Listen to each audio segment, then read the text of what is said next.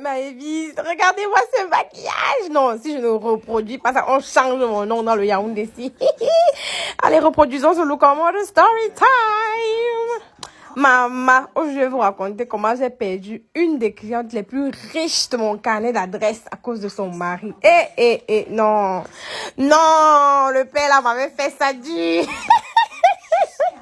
C'est-à-dire que quand j'ai perdu la cliente là, j'ai pleuré. J'ai fait le deuil comme si j'avais perdu un membre de ma famille, maman.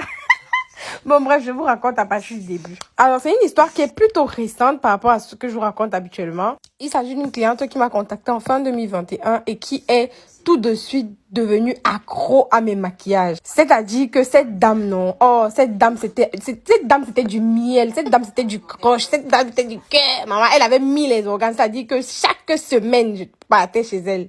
Chaque semaine, je maquillais la dame. Elle a dit que même quand elle n'avait rien à faire, elle m'appelait. Ma fille, tu es où? Ma fille, tu es où? Tu as le temps là le soir. Je vais aller même à une petite réunion là. Je vais pas aller me balader avec des copines. Je vais un peu faire ceci. Tu viens me maquiller? Non. J'ai dit que, oh, cette cliente, c'était le sucre. Oh, c'était la sauce gombo de la cliente.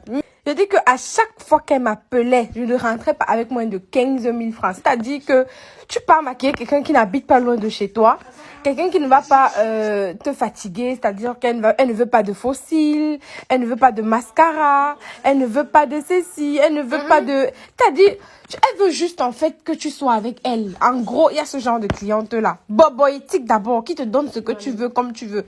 Quand elle dit qu'elle ne rentrait pas moins de 15 000, c'était vraiment le bénéfice du bénéfice. Parce qu'elle pouvait me donner un 20 000 comme ça, que tu prends ton taxi, non? Tu prends ton jus, non? Maman, on peut avoir une cliente sucrée comme ça, maman.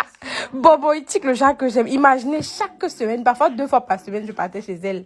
Et elle aimait tellement ma présence que même quand elle ne voulait pas se faire maquiller, elle m'appelait, c'est maman, Eva, tu n'es pas dans le coin par hasard, hein? Tu viens un peu même me tracer les sourcils, non? Alors qu'elle ne voulait même pas.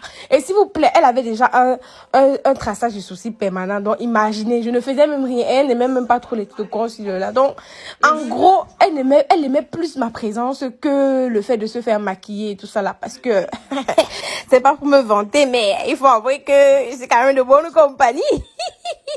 Donc, en fait, je maîtrisais déjà la maison de ma cliente, je maîtrisais déjà son emploi de temps, je maîtrisais déjà tout.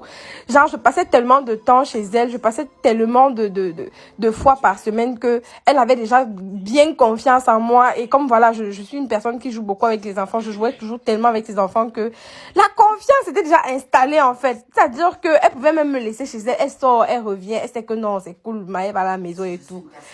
Mais alors, il a fallu qu'elle ait le genre de mari que... Ouais, mon Dieu, arrête mon cœur. Ouais.